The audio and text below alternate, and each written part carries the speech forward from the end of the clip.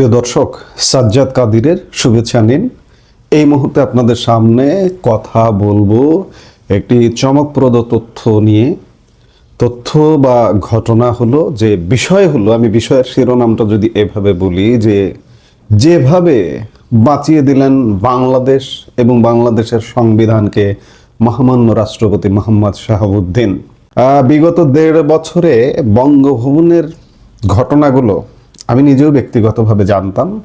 মাঝে মাঝে মহামান্য রাষ্ট্রপতির সাথে কথা হতো এবং তার সাথে যে সেই সরকারের যে আচার আচরণ সেগুলো মাঝে মাঝে শুনতাম। এবং এর মধ্যে নানা ঘটনাও আছে। আওয়ামী লীগেরও বহু নেতা, পাতি নেতা এবং সোশ্যাল মিডিয়ায় মহামান্য রাষ্ট্রপতিকে নিয়ে কখনো কখনো সমালোচনা করতে দেখেছি। কখনো কখনো এই শেষ মুহূর্তে এসেও দেখি এখনো পর্যন্ত নতুন সরকার গঠিত হওয়া এখনো পর্যন্ত যে মহামান্য রাষ্ট্রপতি কি করলো, আওয়ামী লীগের জন্য কিছু করলো না কেন, রাষ্ট্রপতি এটা করে না কেন, ওটা করে না কেন, এই গবেটগুলোর এই জ্ঞানটা নাই যে রাষ্ট্রপতির হাত পা কিভাবে বাঁধা কিংবা তার সংবিধানে ক্ষমতা কতটুকু সীমিত। আমি এগুলো নিয়ে কয়েকদিন ধরে ভাবছি যে রাষ্ট্রপতির এই যে বীরত্ব, 1971 সালে মহান মুক্তিযুদ্ধের একজন বীর সেনানী, বীর মুক্তিযোদ্ধা মোহাম্মদ শাহাবুদ্দিন যেভাবে অস্ত্র ধরেছিলেন, আজকে তিনি দ্বিতীয়বার আরেকবার অস্ত্র ধরলেন।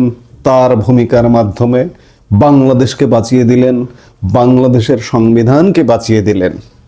তিনি যদি আজকে এই যে গত 1.5 বছরের নানা ঘটনাপ্রবাহ, আমরা ঘটনাপ্রবাহ আসবো, আজকে বাংলাদেশের একটি প্রধান জাতীয় দৈনিক কালের কণ্ঠে তার একটি সাক্ষাৎকার প্রকাশ হয়েছে। আমরা যেগুলো গত 1.5 বছর যাবত আমি যেগুলো জানতাম সেগুলো একটা গণমাধ্যমে প্রকাশ করেছে। আজকে আরো কথা বলতে কোনো দ্বিধা নেই, যেহেতু একটা স্বীকৃত গণমাধ্যম প্রকাশ করেছে। একবার আপনি চিন্তা করুন, এই যে রাষ্ট্রপতির উপরে যে ঝড়গুলো বয়ে গেছে, সেই ঝড়ের মধ্যে তিনি যদি ভেঙে পড়তেন কিংবা তিনি সরে যেতেন চাপের মুখে, তাহলে কি হতো একবার চিন্তা করুন। বাংলাদেশটার বাংলাদেশ থাকতো না। যারা বিপ্লবী সরকারের স্বপ্ন দেখছিল গত 1.5 বছর যাবত, তারা সফল হতো। ইসলামী প্রজাতন্ত্র বলুন বা যে কোনো কিছু বলুন, সেটি বাংলাদেশে কায়েম হতো। কিন্তু মহামান্য রাষ্ট্রপতির দৃঢ়তায় রাষ্ট্রপতি বাংলাদেশকে বাঁচিয়েছেন, বাংলাদেশের পবিত্র সংবিধানকে বাঁচিয়েছেন। আমরা সেই আলাপটাই করতে চাই। রক্ত ঝরলে ঝরুক, আমি বঙ্গভবন ছাড়বো না, ঠিক এই জেদ নিয়ে গত 1.5 বছর কাটালেন রাষ্ট্রপতি মোহাম্মদ শাহাবুদ্দিন। পর্দার আড়ালে তাকে সরিয়ে দিতে কারা বুনেছিল চক্রান্তের জাল? কেনই বা প্রধান উপদেষ্টার সাথে তার তৈরি হলো যোজন যোজন দূরত্ব? আজ আমরা উন্মোচন করব কালের কণ্ঠে প্রকাশিত সেই রুদ্ধশ্বাস সাক্ষাৎকারের প্রতিটি পরত, যেখানে লুকিয়ে আছে মধ্যরাতের ঘেরাও, অসাংবিধানিক উপায়ে ক্ষমতা দখলের চেষ্টা আর নিঃসঙ্গ রাষ্ট্রপতির লড়াইয়ের গল্প। শেষ পর্যন্ত সাথেই থাকুন। রাষ্ট্রপতি মোহাম্মদ শাহাবুদ্দিন দেশের সর্বোচ্চ সাংবিধানিক পদধারী ব্যক্তি, কিন্তু গত 1.5 বছর তিনি কতটা একাকী ছিলেন তাই উঠে এসেছে তার সাম্প্রতিক সাক্ষাৎকারে। তিনি জানিয়েছেন, বাইরে থেকে তাকে শান্ত মনে হলেও তার ওপর দিয়ে বয়ে গেছে মহাপ্রলয়। তাকে উপড়ে ফেলার জন্য চালানো হয়েছে একের পর এক ছক। কেন তিনি নিজেকে প্রতিবন্ধী রাষ্ট্রপতি হিসেবে অনুভব করেছেন এবং কেন তিনি মনে করেন তাকে জনগণের কাছ থেকে আড়াল করার চেষ্টা করা হয়েছে? 2024 সালের 22 অক্টোবর বঙ্গভবনের ইতিহাসে অন্যতম এক কালো রাত। রাষ্ট্রপতি বর্ণনা করেছেন কিভাবে ভাড়াটে লোকজন দিয়ে বঙ্গভবন ঘেরাও করা হয়েছিল। রাষ্ট্রপতি দাবি করেছেন, সেদিন যারা আন্দোলনে এসেছিল তাদের অনেকেই ছিল ভাড়াটে। একটি মেয়ে কাঁটাতারের ওপর ঝাঁপিয়ে পড়া এবং সাউন্ড গ্রেনেডের শব্দে ছবি তোলার জন্য পোজ দেওয়ার ঘটনাকে তিনি ব্ল্যাকমেইল হিসেবে অভিহিত করেছেন। সেনাবাহিনীর 9ম ডিভিশন 3 স্তরের নিরাপত্তা না দিলে সেদিন হয়তো গণভবনের মতো বঙ্গভবনও লুটতরাজ হতো।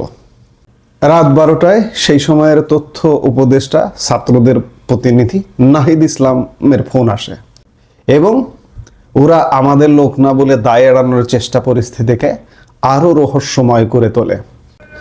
সাক্ষাৎকারের সবচেয়ে চমকপ্রদ তথ্য হলো রাষ্ট্রপতিকে সরিয়ে একজন সাবেক প্রধান বিচারপতিকে বসানোর চেষ্টা।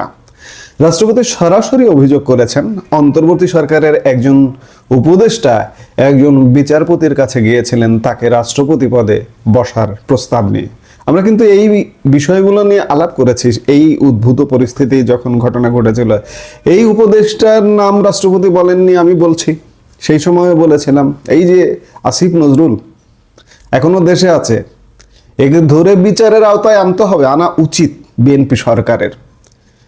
এই আসিফ নজরুল সেই সময়ের প্রধান বিচারপতি সৈয়দ রেফাত আহমেদের কাছেও গিয়েছিলেন রাষ্ট্রপতি হবার প্রস্তাব নিয়ে, এই নাহিদকে সাথে নিয়ে গিয়েছিলেন, কিন্তু সেই প্রধান বিচারপতি প্রস্তাবটা নাকচ করে দিয়েছিলেন।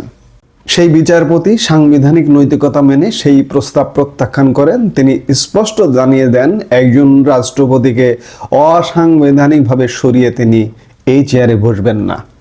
কেন সরকার একজন সাংবিধানিক রাষ্ট্রপতি থাকা সত্ত্বেও বিকল্প খুঁজছিল?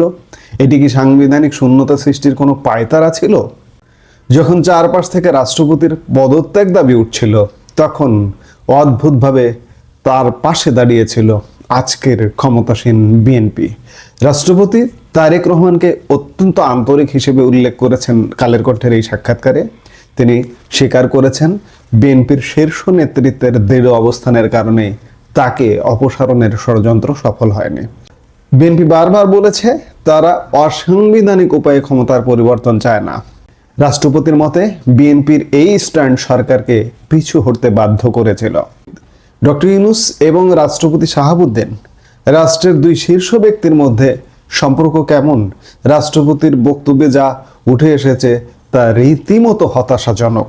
প্রধান উপদেষ্টা 14-15 বার বিদেশ সফর গেলেও একবারও রাষ্ট্রপতিকে জানাননি, যা সাংবিধানিক বাধ্যবাধকতার লঙ্ঘন। এমনকি যুক্তরাষ্ট্রের সাথে হওয়া গুরুত্বপূর্ণ চুক্তির বিষয়েও রাষ্ট্রপতিকে অন্ধকারে রাখা হয়েছে। রাষ্ট্রপতি কালের কণ্ঠের সাক্ষাৎকারে আক্ষেপ করে বলেছেন এই সরকার গঠনের প্রক্রিয়ার উৎস ছিলেন তিনি নিজেই, অথচ তাকেই সম্পূর্ণ আড়ালে রাখার চেষ্টা করা হয়েছে। রাষ্ট্রপতিকে কিভাবে ঠুটো জগন্নাথ করে রাখা হয়েছে তার বর্ণনা শুনে অবাক হতে হয়। সাংবাদিকদের সাথে সৌজন্য সাক্ষাতের অপরাধে রাষ্ট্রপতির পুরো প্রেস উইংকে সরিয়ে নেওয়া হয়, এমনকি 30 বছরের পুরনো ফটোগ্রাফারদেরও ছাড় দেওয়া হয়নি। আমরা এই বিষয়গুলো গত 1.5 বছরের বিভিন্ন সময়ে আলাপ করেছি। কসোভো বা কাতারের আমিরের আমন্ত্রণে তাকে যেতে দেওয়া হয়নি বিদেশে, উল্টো তার হয়ে দুঃখ প্রকাশ করে চিঠি ড্রাফট করে সই করতে পাঠানো হয়েছে। বিদেশে দূতাবাসগুলো থেকে রাষ্ট্রপতির ছবি সরিয়ে ফেলার ঘটনাকে তিনি তাকে অপসারণের প্রথম ধাপ হিসেবে দেখেছেন। এমনকি জাতীয় দিবসে ক্রোড়পত্রেও তার বাণী ছাপা বন্ধ করে দেওয়া হয়েছিল। রাষ্ট্রপতি শাহাবুদ্দিনের এই সাক্ষাৎকার বাংলাদেশের ইতিহাসে এক নতুন বিতর্কের জন্ম দিল। একদিকে তার সাংবিধানিক দৃঢ়তা, অন্যদিকে সরকারের সাথে তার চরম সমন্বয়হীনতা দেশকে কোন পথে নিয়ে গিয়েছে। তিনি বলেছেন, আমি রক্ত ঝরিয়ে হলেও ইতিহাস হয়ে থাকতে চাই, কিন্তু সংবিধান ভাঙব না।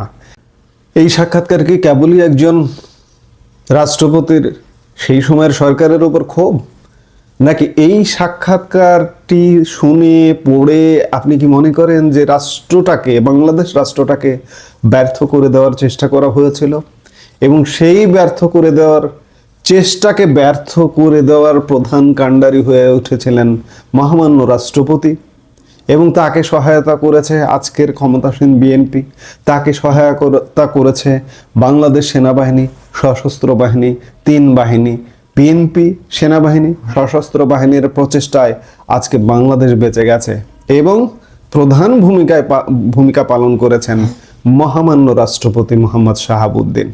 আজকে যারা তাকে ভুল বোঝেন, এই সাক্ষাৎকারটি তাদের জন্য। এবং আওয়ামী লীগ, প্রধানমন্ত্রী শেখ হাসিনা একজন যোগ্য ব্যক্তিকেই আসলে রাষ্ট্রপতি নির্বাচন করেছিলেন। আজকে যদি দুর্বল চিত্তের একজন মানুষ হতেন, তিনি কিন্তু এই ঝড়ে টিকতেন না, তিনি ছটকে পড়তেন, তিনি চলে যেতেন। তাহলে আজকে কি হতো? আজকে যে বাংলাদেশটা অক্ষত বাংলাদেশ, অক্ষত সংবিধান দেখছি, এটি হয়তো থাকতো না। আমি বলবো 1971 সালে মহান মুক্তিযুদ্ধে যেভাবে অস্ত্র ধরেছিলেন, শুরুতে যে কথাটি বললাম, দ্বিতীয়বার তিনি অস্ত্র ধরলেন তার দৃঢ়তার মাধ্যমে বাংলাদেশকে বাঁচিয়ে দিলেন। মহামান্য রাষ্ট্রপতি, আপনার দীর্ঘ জীবন কামনা করে দর্শক আপনাদের কাছে বিদায় নিচ্ছি এই ভিডিও থেকে। এই মুহূর্তে এ পর্যন্তই। সবাই ভালো থাকুন, সুস্থ থাকুন। আমাদের ভিডিওগুলো নিয়মিত পেতে সাবস্ক্রাইব করুন Sajjad Kadir and the legends YouTube channel এবং লাইক, কমেন্ট, শেয়ার করে সাথে থাকুন।